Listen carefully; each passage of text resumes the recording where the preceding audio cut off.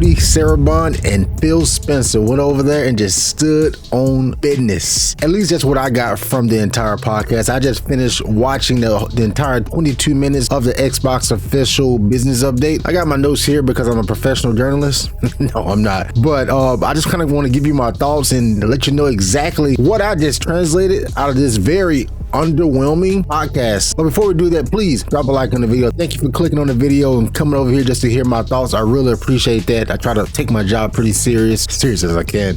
And since this is actually an Xbox video, what a perfect time for me to say I'm an Xbox PC Game Pass partner. What does that mean, DJ? That means I've partnered up with Keymailer in Xbox PC Game Pass to be able to give away 5 PC Game Pass keys that will give you free access for a month. Luckily, I don't have to choose the winner. I will have the giveaway link pinned down in the comment section below and in the description.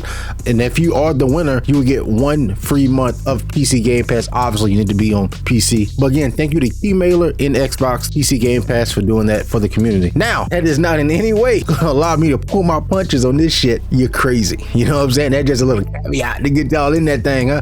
Anyway, so the entire, and I got my notes here, but I kind of want to shoot from the hip, and I kind of glance at it here and that, but I got the B-roll so you won't notice.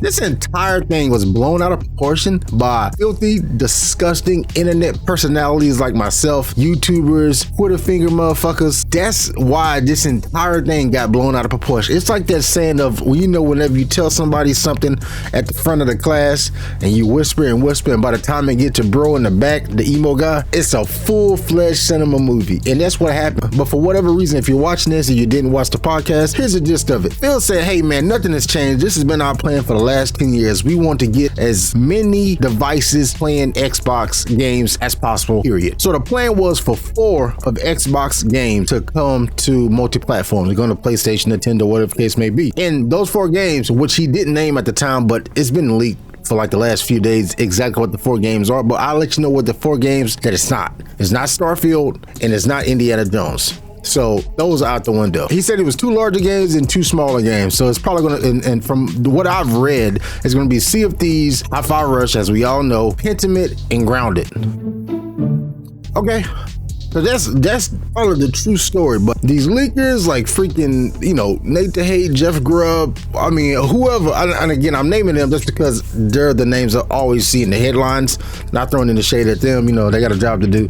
But this entire thing got blown out of proportion just from that. Hey, well, I say blown out of proportion. Nate did purport that Starfield is going to be coming, but he did retract that. Listen, bro, human, we all get shit wrong. Somebody could have fed him bad information. They even said something, they was purposely leaking shit at Xbox to find out who the leaker was. That's neither here nor there, but they're going to be exclusive to Xbox for at least a year or like even longer. I guess going forward, because those other games has been out already. But one is Xbox Plus, you have nothing to fear just besides the normal, which is hopefully y'all get some good fucking games to play. And I'm not saying that to be toxic, but I'm just kind of looking at the landscape of like the last like 2 years. I mean, it's been, if I would have had an Xbox and been on a Game Pass kid, it would have been annoying, you know, besides what we got Starfield. Now, if you like Starfield, then that's fine, then you did get you a banger. But if you hated Starfield, I mean, besides Hi-Fi Rush and Intimate, you know, you didn't really have anything. So what I'm saying is your life isn't really going to change too much with this announcement. Going into it, it was so hyped up and intriguing that I thought it was going to be some earth-shattering shit like Xbox Game Pass is going to be in the PlayStation Plus store. I mean, from some of the reports that I was seeing, you know, and that's just not what it is. But they did say on March 21st, Activision games will start coming to Game Pass, starting with Diablo 4. I played Diablo 4 for the first time here on the channel last year.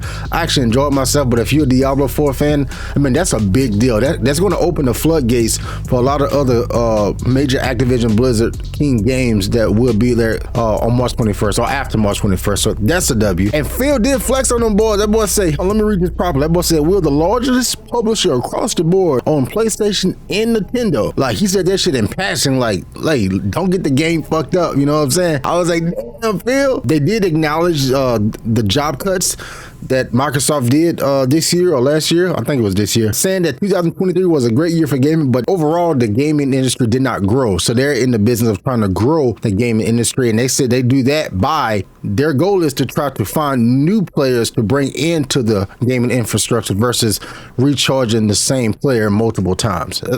I'm paraphrasing, but essentially what he said. The lady that was doing the interview, by the way, she was fantastic. And I know they probably had a, structured questions and the whole deal. I know how it goes, but she did a good job. Sarah Bond bad as fuck. And they did ask him about game preservation, about everything being on the cloud and the digital space. And he basically said, what do you think he would say as a corporate guy? Feels good, man. He's good. That motherfucking talk.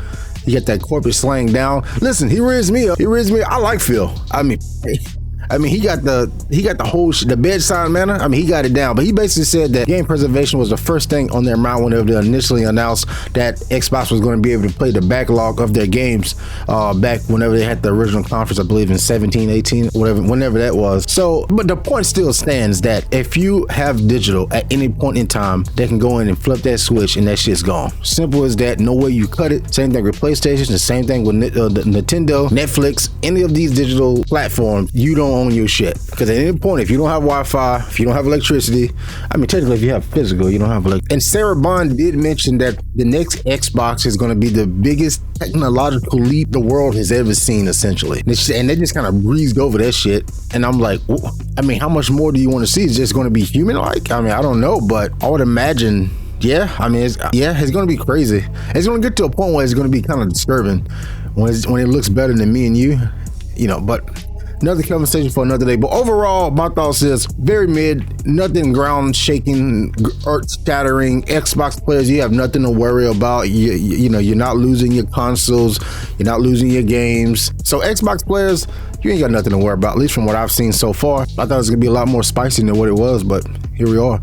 Again, I'll leave that link down in the description below for you to enter the PC giveaway Game Pass code for 1 free month. And also, if you like me talking about Xbox, I did a very passionate project a few weeks ago about my love for Xbox 360. Video did terrible because I have a PlayStation heavy audience.